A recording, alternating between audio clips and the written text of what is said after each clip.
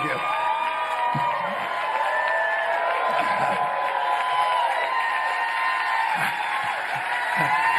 I appreciate that. When you get to be 87, people stand and applaud at the start because they're not sure whether you're going to be around at the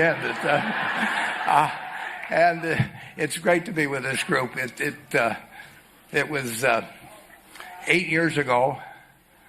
I just turned 80. I never really talked to any graduation groups or anything of the sort. It was not on my bucket list particularly.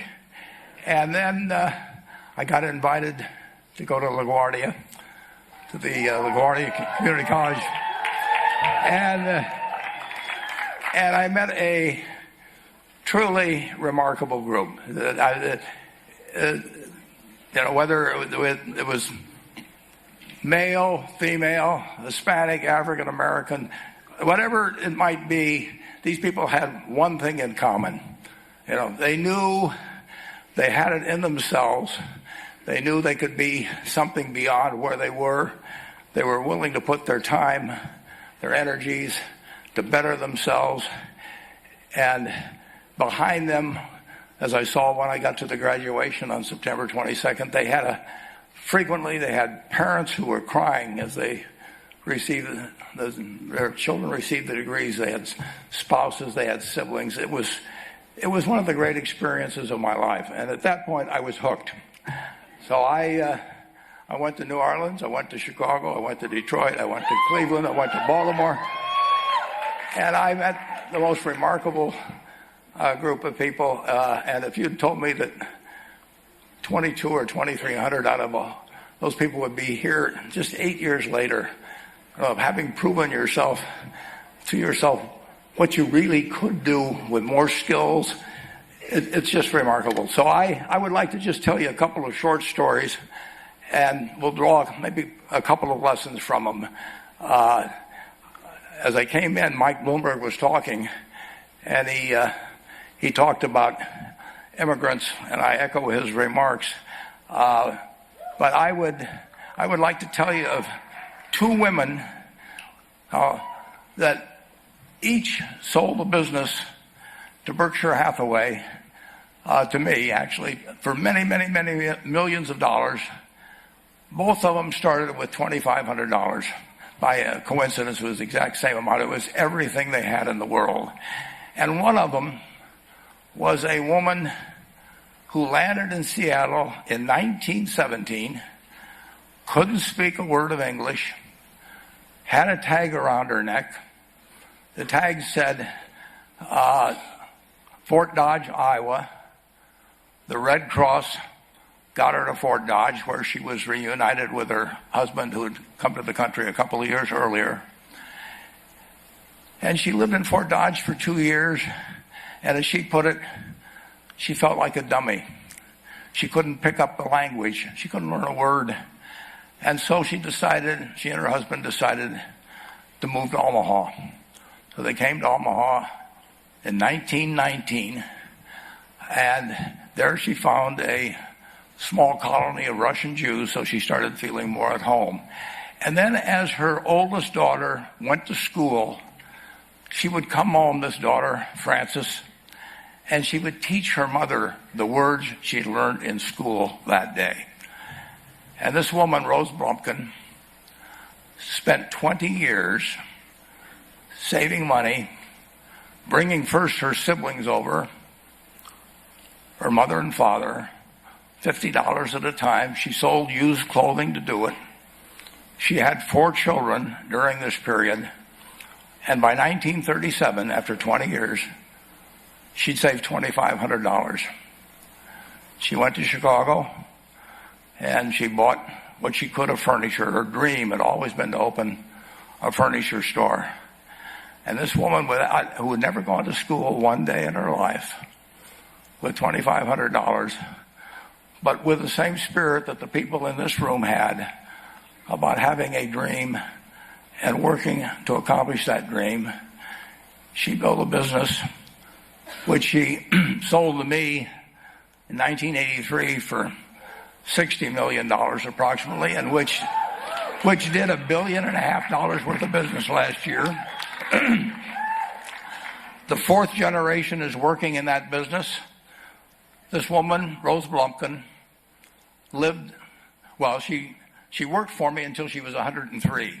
And then then she retired and she died the next year, which is a lesson to all of Berkshire's managers that premature retirement, you can't tell what's going to happen. But Mrs. B, with her $2,500, one further fact about her, she could not read or write. And she went into a furniture business, and she didn't bring anything in unique in furniture, but she brought a determination to succeed. She knew she could outwork anyone else. She knew she cared about her customers. She worked at very low gross margins, but she built this incredible business. And I saw one other woman who did a similar thing with $2,500. I paid her hundreds of millions of dollars for her business. So I decided to go to the source and get these people before, I don't want you guys coming around to me asking me hundreds of millions of dollars. I'd like to join in with you much earlier. So I've followed this group, and today I'd like to tell you about one other small business person. This person, I went to buy his business from him, and he turned me down, which was very wise. But this was a fellow who was born about 8 years before I was. He was born in 1922. He was we'll call him Jack, lived in the Midwest. He was a pretty good athlete, didn't like school much. And I'm going to tell you one thing early in the story. Maybe you can figure out who the guy was. The company he built hires more college graduates each year than any other company in the United States. And this fellow, who was destined for this but did not know it, Jack, went to college for a year and then dropped out. He really wasn't that interested in school. And the year he dropped out was 1941. And when the United States became under attack, he went down to the Army Air Force recruiting station, volunteered, and they turned him down because he had hay fever. So he went over to the Navy and again volunteered, and they took him. They put him on an aircraft carrier. He flew small fighter planes during World War II, got 2 distinguished flying crosses from the Navy, and then he came back to the Midwest. So now we've got a young guy.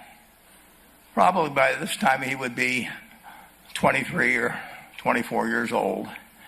And the interesting thing is, he got back to the Midwest, and he actually kind of went from one job to another for a short period of, or not such a short period of time. And he finally became a used car salesman at a Cadillac dealership in St. Louis, Missouri. And at age 35, having moved up in the organization, the sales organization, he said to his boss, could I go into car leasing business with you? The boss said, well, if you'll cut your salary in half and you'll come up with, it was $25,000 which he borrowed, we can become partners in a car leasing company. So my friend Jack started at age 35 in the car leasing business. And he had 7 cars. It was pretty slow. In fact, one of the things he did was whenever the phone rang, he let it ring 3 or 4 times so people would think that he was very busy answering other phones. And of course, it was the only call he was going to get all day. So his first venture was okay, but it wasn't really going to go anyplace. And there's a lesson in this for all of us. At age 40, he decided, with 17 vehicles, 17 cars, he was going to go into competition in the rent-a-car business. So now he's taking on Hertz and Avis and National and people like that who have hundreds and hundreds of thousands of cars. And he's got 17 cars. And his cars aren't any different than theirs. I mean, he's buying them from General Motors or Ford or Chrysler. And he can't get the airport locations. Those companies have them all sold up. But he was determined that he would basically offer the customer, can't offer him a different car, but he can offer them friendlier service than they've ever seen. And so he started a company. He named it after the battleship that he'd flown from in the Pacific, which was the USS Enterprise. And he died about a year and a half ago. But when he died, his rent-a-car company, starting with those 17 cars, was worth more than Hertz and Avis and all the rest of the rental cars put together. The man's name was Jack Taylor, and his son, Andy Taylor, is a good friend of mine, runs the business now. A grandchild is in the business.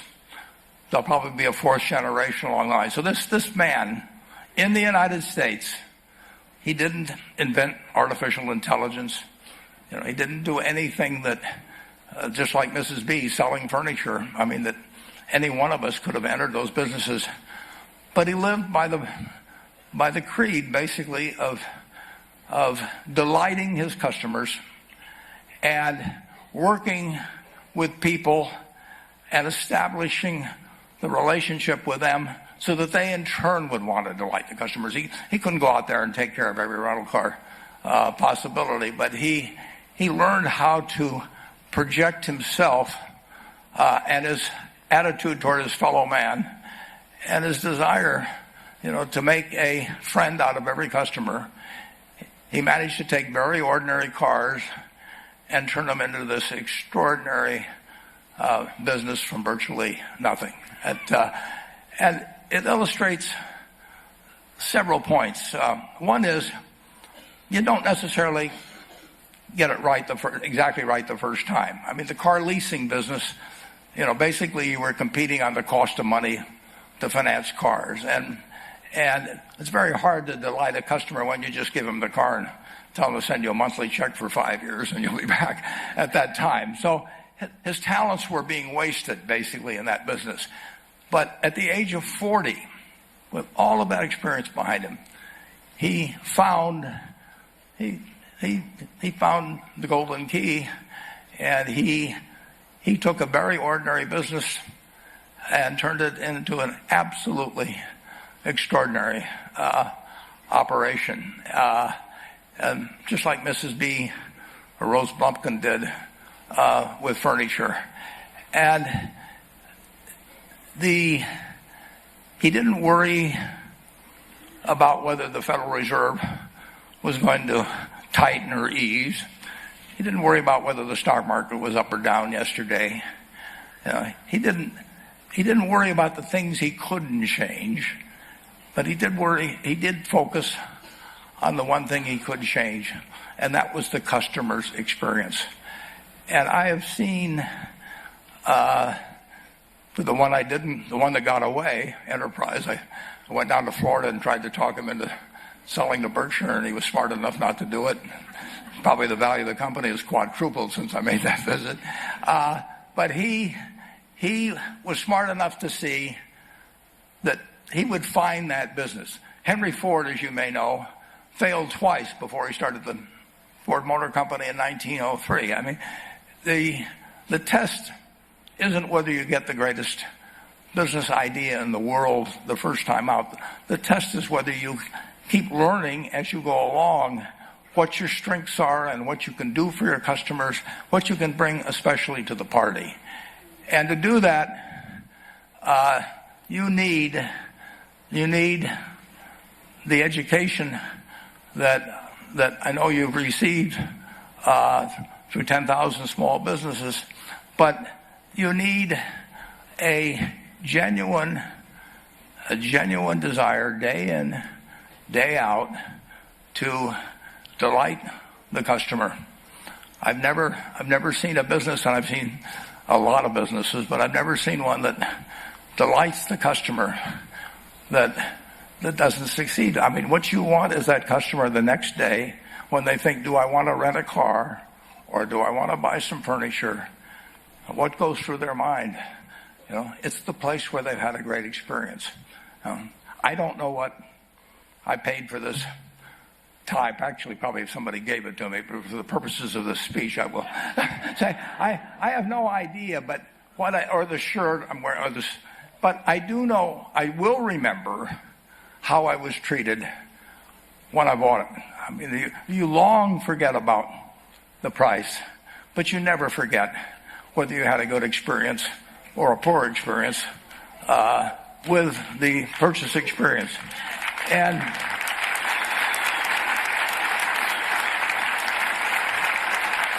you'll have a hard time finding a person that's had a wonderful experience, a delighted experience in purchasing anything that isn't going to come back. And similarly, if the memory is of rudeness, indifference, whatever it may be, they're never going to come back. And as a small business owner, and as you grow, you have to not only be able to project that interest in people's well-being, in delighting them yourself, but you have to do it through other people. And you won't be able to do it through people who themselves do not feel they're being fairly treated, that their views aren't appropriately considered.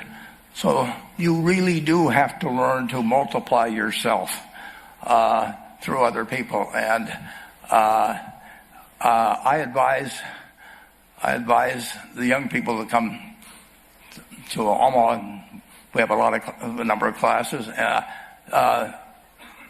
The key is to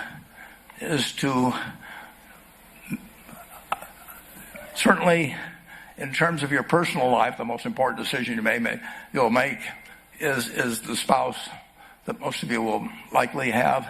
And it's very important to surround yourself with people that are better than you are. You are going to move in the direction of the people you associate with. So you constantly. I've been enormously lucky in that respect. I mean, I've just had teachers and friends and a spouse that really was a better person than I was, and I had enough sense to learn from these people that life went better if you behaved better yourself. It took a while. So I advise you to seek out, as your partner in business, your partner in life, whatever it may be, look for the people that actually are examples to you, rather than somebody that you think you need to straighten out yourself. And simple rules like that, delighting customers, working through other people, associating with people that will cause you to move in a better path than you might otherwise have, they will take you so far in life that it's hard to believe. I mean, they took Rose Blumpkin without being able to speak a word of English, and couldn't read or write, and they took her to what is now a $1.5 billion business. And incidentally, there's been no money put in it since the $2,500. That's been the total capital paid into the Nebraska furniture market. And I think if you looked at Enterprise, I don't know their books the same way, but my guess is that very little equity capital has been added to Enterprise over the years. The business built on itself. So I want to tell you, I admire this group enormously. When I met Dr. Mello's class on September 22nd, 8 years ago, I was thrilled, and I admire people that are doing what you have done. Working hard at your job at the same time, you took on an added really a lot of hard work to further your skills. 99% graduate. I mean, that's a mind-blowing statistic. And I'm looking at 2,200 people here who I admire. I'm cheering for you, and I can tell you the best is yet to come. Thank you.